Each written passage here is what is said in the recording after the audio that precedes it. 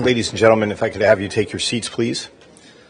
We're going to begin our service with United States Navy military honors, paying tribute to a wonderful man, Dr. Howard Tucker, in his service to our nation. Thank you. For those of you who, if you are able, please rise. For those of you who were either active in the military or are veterans and are honorably discharged, you may perform the hand salute during taps. Thank you.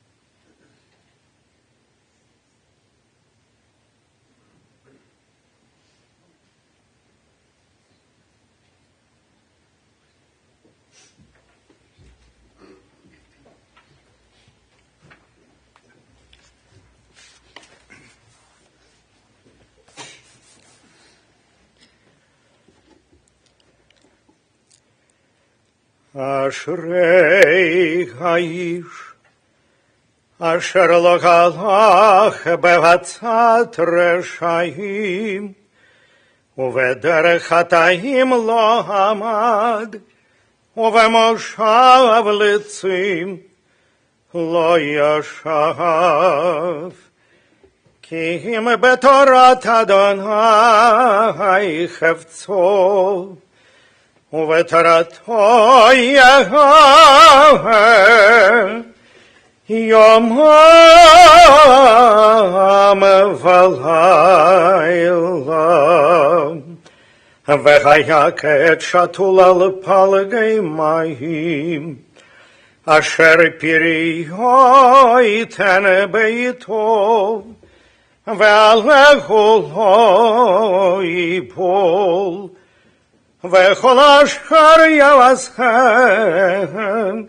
יצליח לכן ורשעים כי אם כמוץ אשר תדפנו רוח על כן לא יקומו רשעים במשפט וחטאים בעדת צדיקים כי יודע אדוני דרך צדיקים ודרך רשעים תאבד.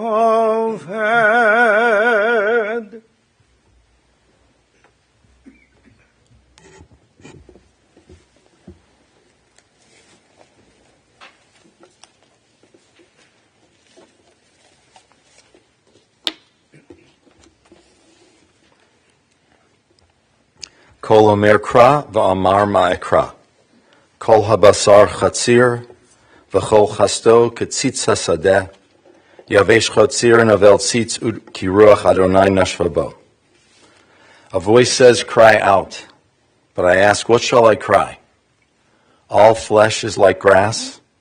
All of its beauty is like the flower of the field. The grass withers and the flower fades when a wind from God blows upon it. Surely, therefore, people are like grass.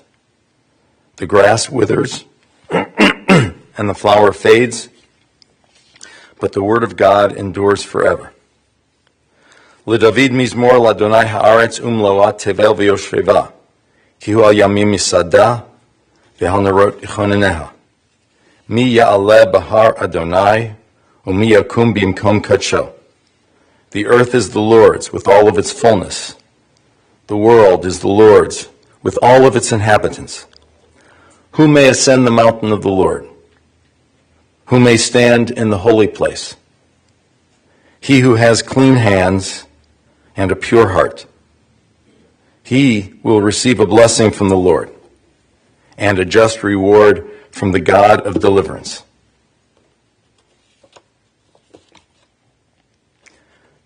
When the news emerged that Howard Tucker had died, the overwhelming response was surprise and disbelief. We were all surprised. The man was 103 years old and we were all surprised. That is a compliment. That is the ultimate compliment to his life. We responded as a community by saying, really?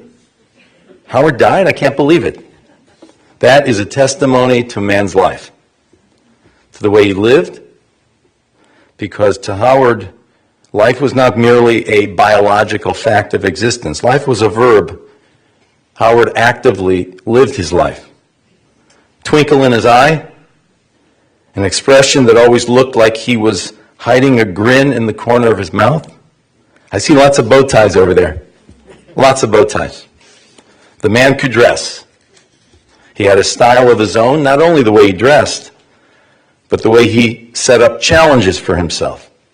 Always finding new mountains to climb, new peaks to reach, literally and figuratively. Presentation is important in life, and Howard always made a great presentation. And he followed it up with depth. He was a character, and that's not disrespectful. That's how he approached life. The man was born in 1922. Warren Harding was President of the United States. And that flag looked different because there were only 48 stars on it. James Joyce had just written a book called Ulysses, and the Eskimo pie ice cream bar was invented, and so was Howard Tucker. And he liked sweets. He never stopped learning. He never stopped learning. He kept learning in medicine. He kept learning out of medicine, just learning, Jewish learning. Then he earned a law degree at a time when others were planning retirement. He was trying something new all the time. Life was not just a biological fact. Life was a verb. The mind never stopped ticking. The energy never stopped growing. Sailing, skiing, scuba diving at 80. Are you kidding me? His story, it has to start with the love of people. It has to. Close to his parents. He appreciated his parents' sacrifices for him. He has a brother, Leonard. I hope Leonard's listening from wherever, from Indiana. He's 100 years old. Leonard's 100 years old. He still had a big brother until a couple days ago. Howard had lifelong friends, some from kindergarten. He was Peter Pan. He could relate to people of all ages. He grew older statistically, but he never grew old.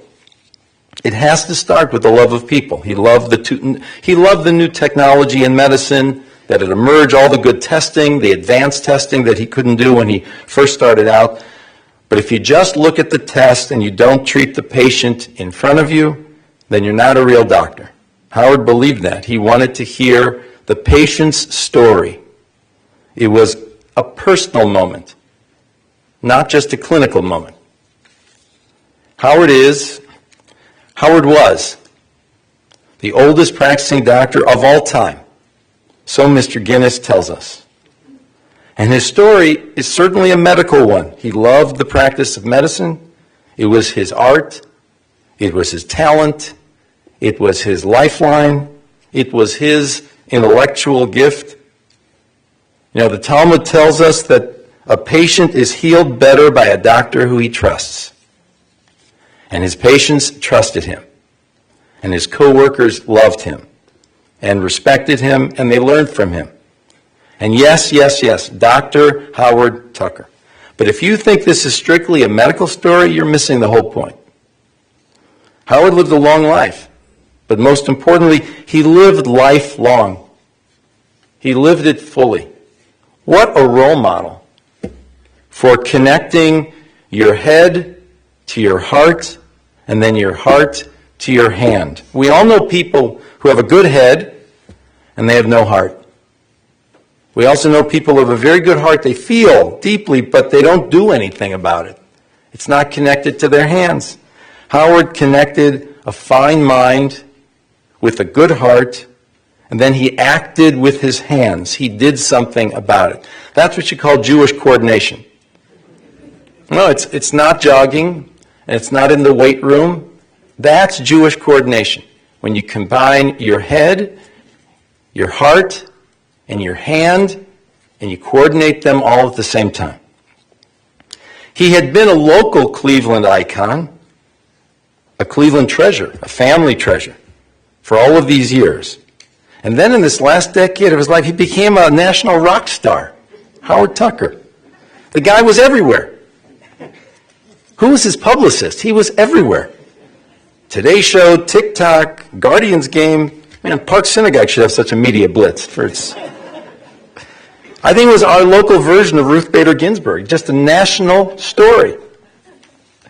And you know what? He loved it. He loved it. He loved the celebrity. And guess what? We should all seek out such heroes. The man becomes a hero for what? For all the right reasons. For healing people, for helping people, for befriending people, for his warmth, for his optimism, for his humanity, for his belief in continuing to live life vigorously. We should all have such heroes. He deserved the celebrity.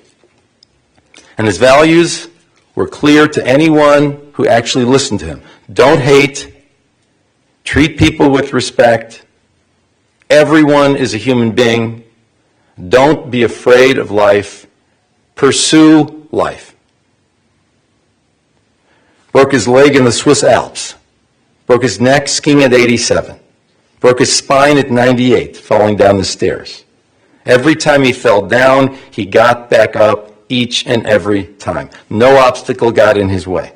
But he kept eating donuts till he was 103. And you know what they say? If you keep eating donuts until you're 103, you're going to live a long time.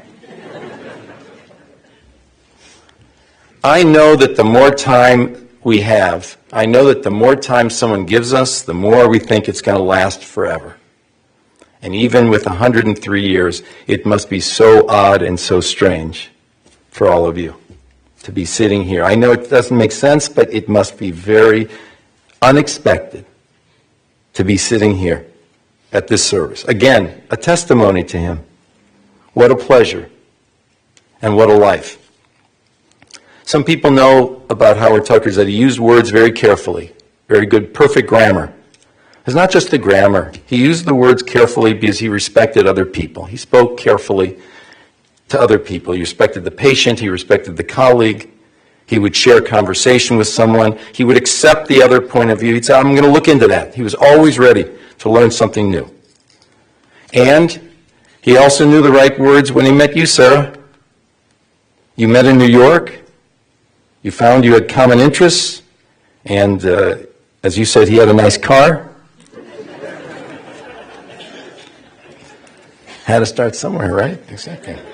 No, you enjoyed restaurants. You enjoyed finding your pleasure together, common foods. You dated. You grew closer. You agreed to be married. And soon you found yourself here in Cleveland. I don't know. When you agreed to be married, did you think it would be for 68 years? You shared interests, but you also encouraged each other in your own separate interests. You were mutually supportive in all things. And you raised your family. They're all around you now.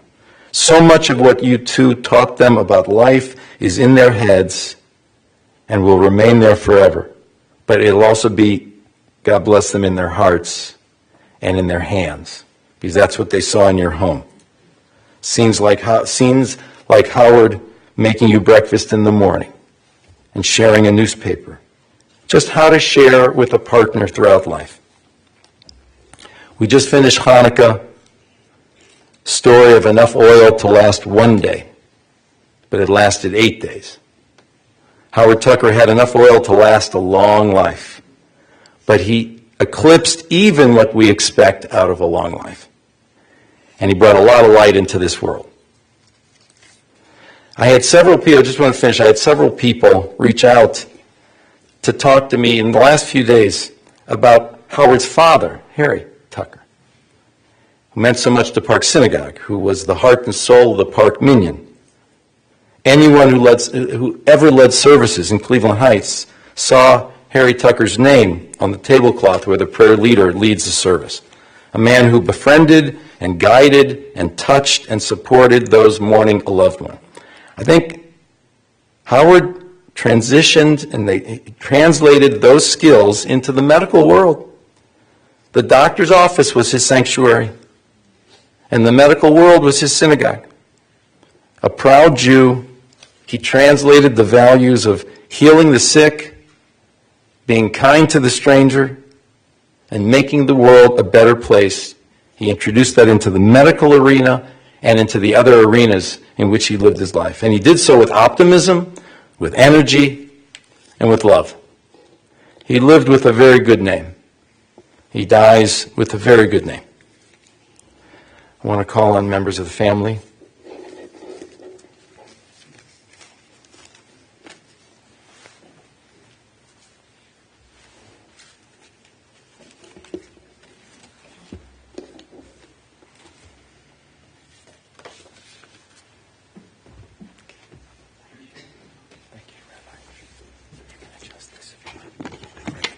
Thank you.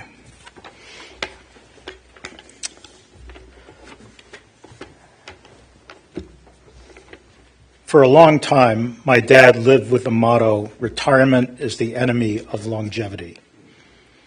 As you know, at age 97, he was recognized by Guinness World Records as the oldest practicing physician in the world. And while many might have thought that was a capstone and a good point in time to retire, he kept working. He kept working with zeal and with enthusiasm. And he was a big fan of the baseball pitcher Satchel Paige, and he used to say, attributing to Satchel Paige, that don't turn around, somebody might be gaining on you. And I think he kept that viewpoint until the very end. When St. Vincent Charity Medical Center closed a few years later, he pivoted to a new motto, which was learn every day as if you were going to live forever. Live every day as if you were going to die tomorrow. And he did both those things. He learned new technologies like email, Zoom, and TikTok.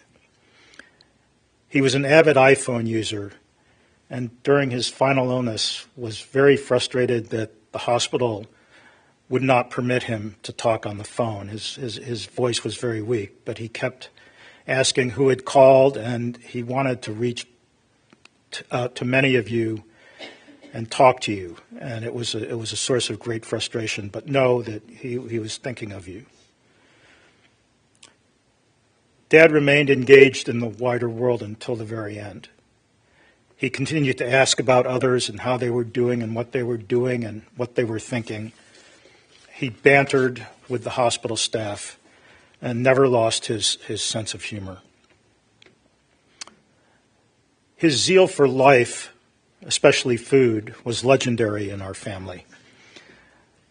When his grandchildren were younger, we would often go on vacation together as an extended family.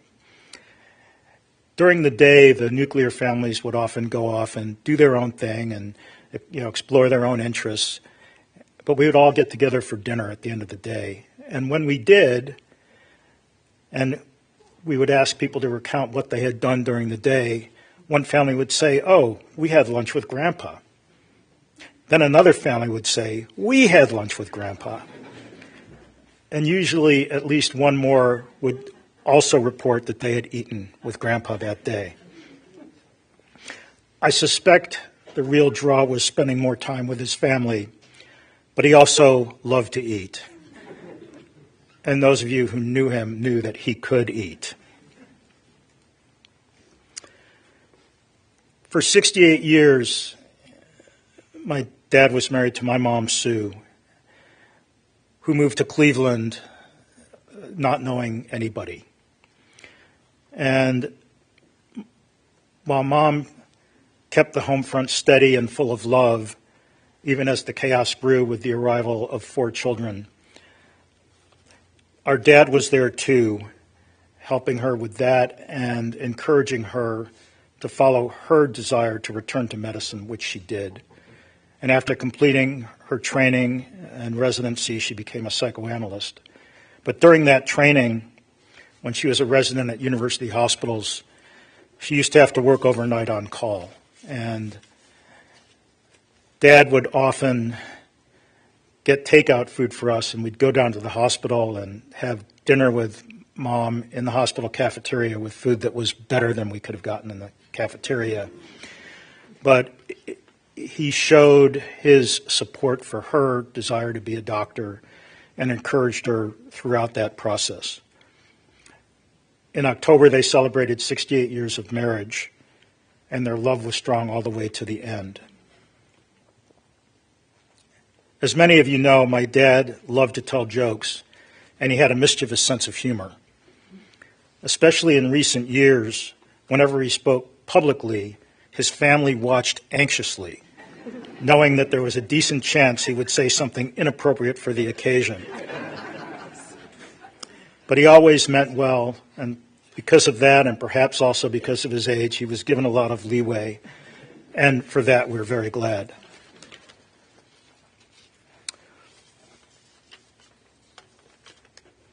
My family and I were blessed to have our dad and his love and guidance with us for as long as we did.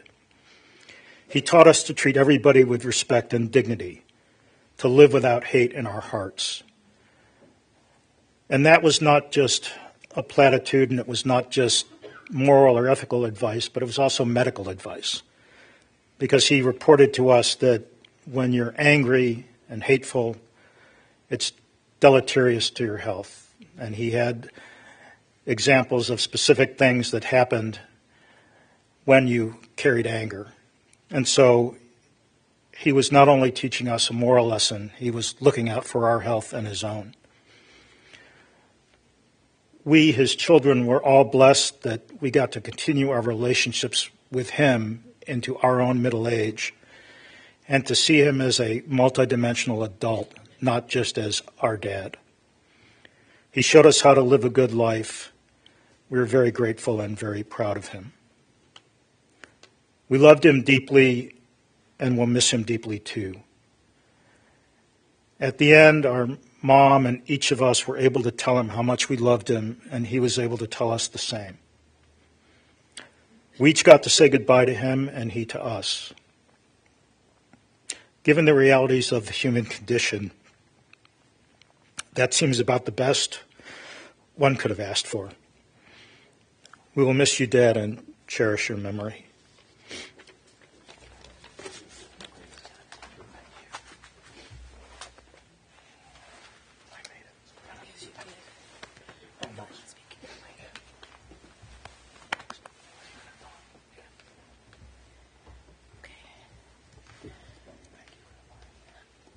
I want to thank you all for coming today to honor my dad, Dr. Howard Tucker.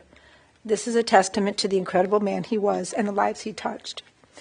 I'm deeply saddened by his death, but I feel even more blessed to be his daughter.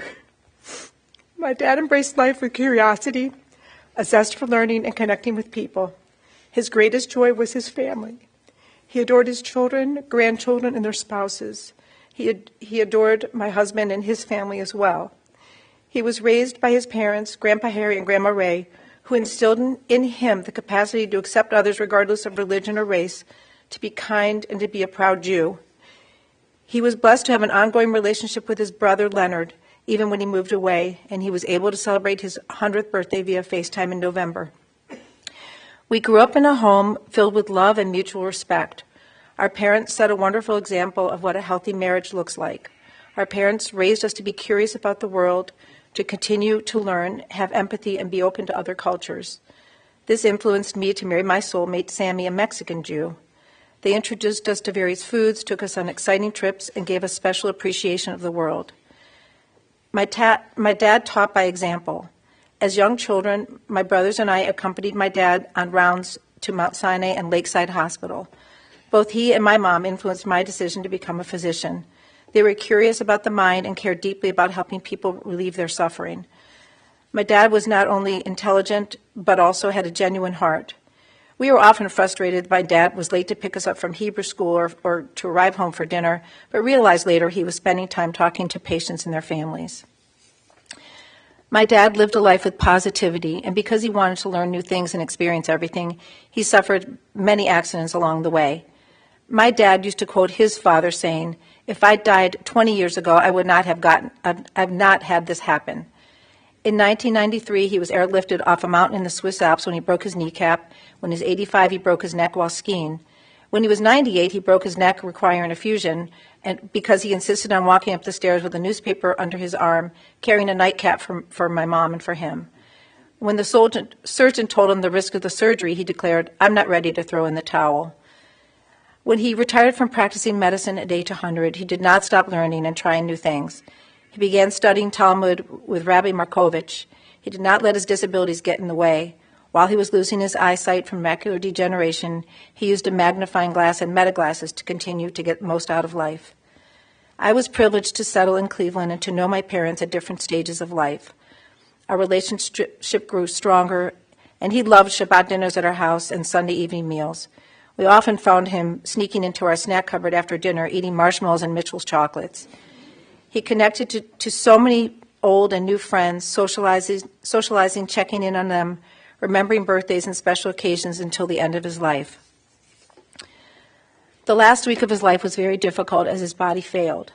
He remained positive and his mind was intact. When he realized he could not be cured, he told me, I think we're saying goodbye. He held my mom's hand.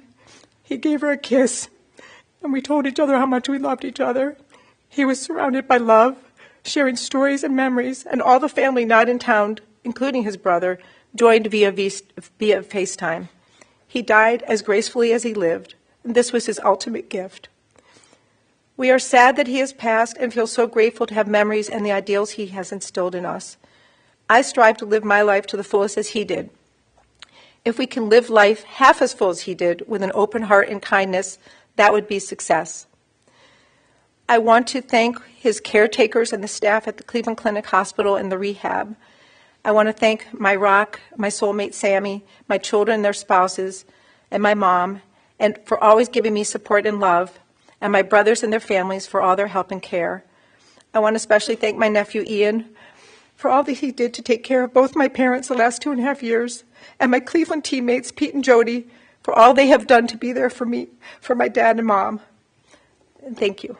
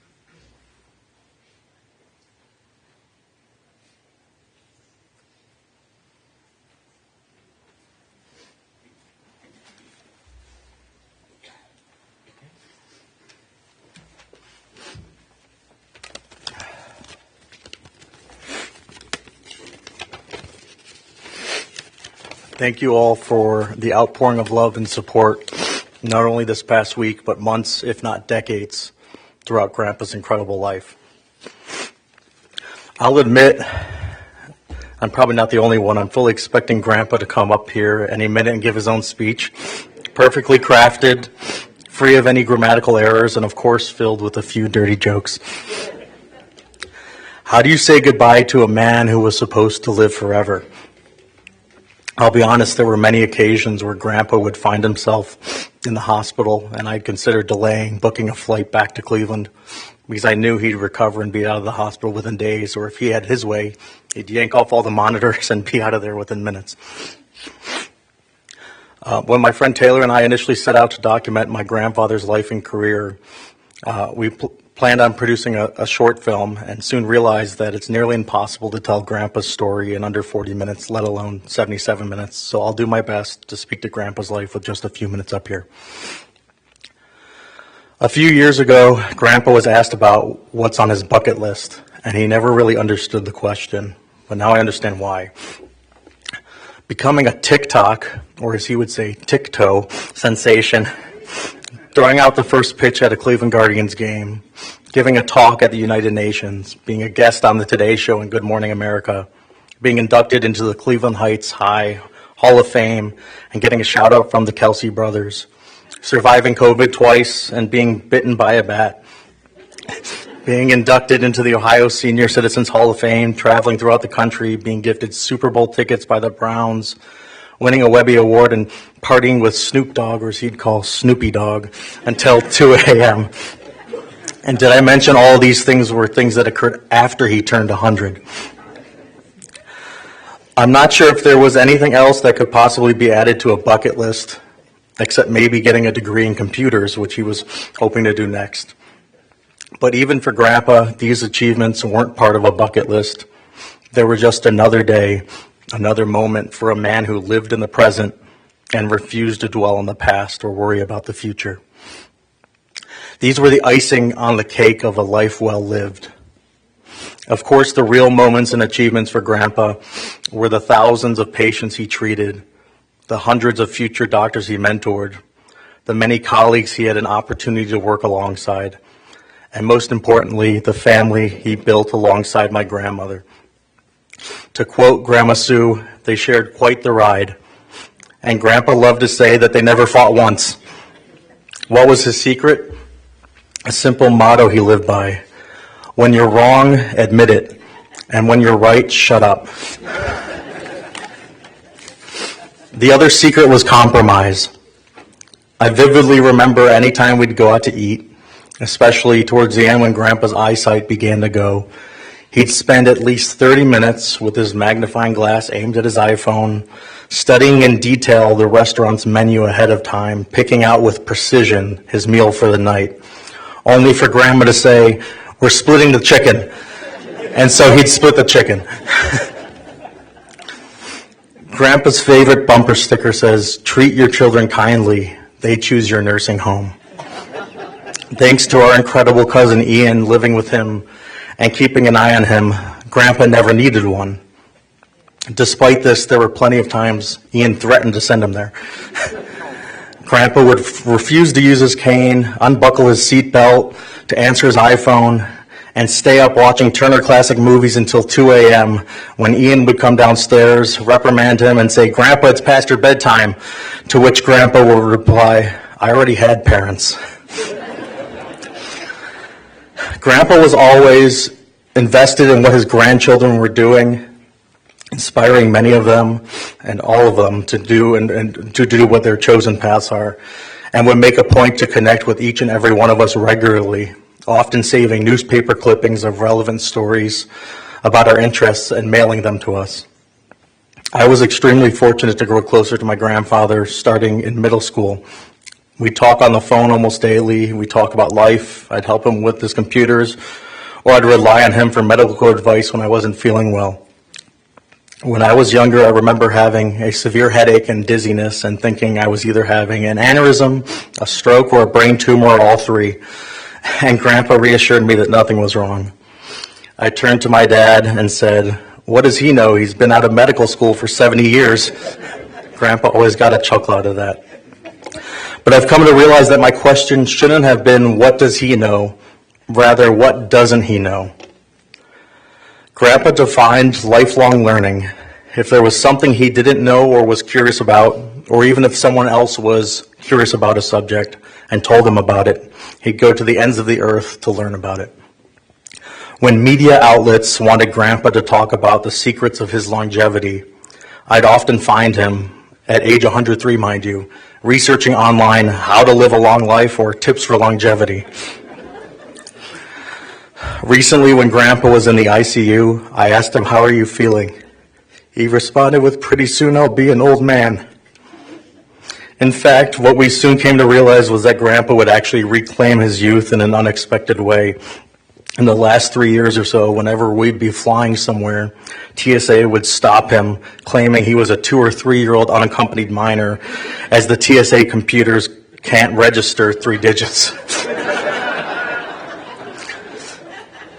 Grandpa, I can assure you that you never did become an old man. Your vitality and youth will live on through us and through everyone that was lucky enough to know you on some level. You always told people you die once, but you live daily, and you defined what it means to live. We love you.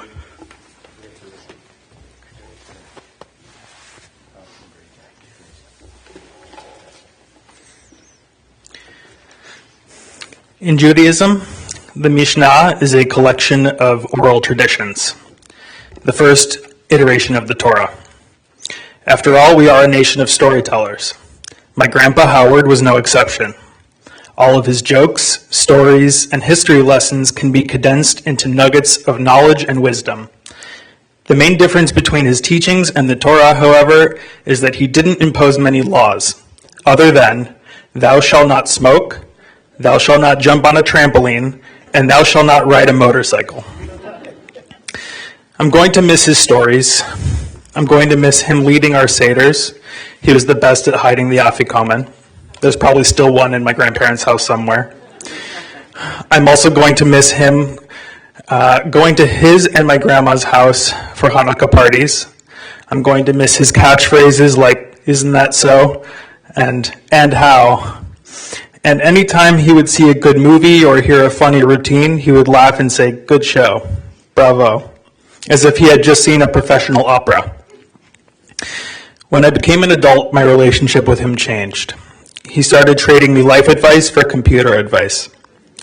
He showed me the importance of disagreeing with others and that being okay. He always sought to understand new concepts and learn from others. He was a gentleman, a storyteller, a teacher from a bygone era. My dad, a physician, told me that doctors from my grandpa's generation were taught to be more polite and keep tabs on their patients. They don't make them like they used to. He was progressive, being proud of being married to a strong woman with a full career. But he was also manly. Sure, he loved to grill, chew on a cigar, drink a martini, and wear a bow tie, but it was never for the sake of doing so. He didn't ever do anything just to fit in. He did things to make himself and others comfortable. He always wanted what was best for everyone. He never said anything malicious about others. He was adaptive, a social chameleon, foraging for bits of enthusiasm so that he could report back on them later. As soon as he heard about an interest, he would clip out newspaper articles and send them to you. He also blessed us grandchildren with great genetics, especially the great gift of the eyebrow. As children, we were told legends about how loving and kind our great-grandfather Harry was. As my cousins pointed out to me, when we speak to our children and grandchildren, we and our parents will speak about Howard with the same reverence and adoration we heard about Harry. Though I never got to know Harry as an adult, they sound a lot alike. Howard was kind, generous, insightful, engaging, humorous, and wise. Always invested in us, always curious, always energetic and lively. He was a mensch whose smile would light up a menorah. From this point on, our family story will be about our own Hanukkah miracle. He lasted all 8 nights and gave us the gift of being able to say his goodbyes. He knew just the thing to cheer you up. One time when I was sad, he said to me, "You know, when I was sad, I used to think it was going to be that way forever, but that someday the sun would shine again." Grandpa, if you can hear me now, I just wanted to say good show. Bravo. May his spirit live on in all of our stories and the sun shine another day. Thank you.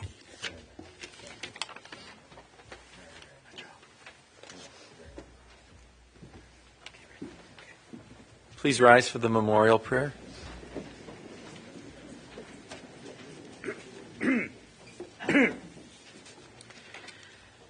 Hail, Malei Rachamim, Shochainu Bamramim, Hametzemenu Chanechonam, Tachat Kanefei Ashkina, B'mahalot Kadoshim Adhorim, Kazogar Garaki Amazgerim, Et Nishmat Tzvi Hirsch, Ben Chaim Herschel Verachel, Shagalach Leholamo, Began Aden Tehai Menuchato.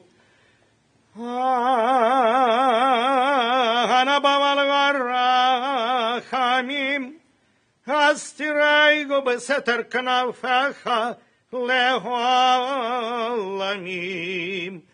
Vetitzror Bitzror Achaim et Nishmato, Adonai Gunachalato, Vayanugag Beshalom Ale Mishkavo, Venomar.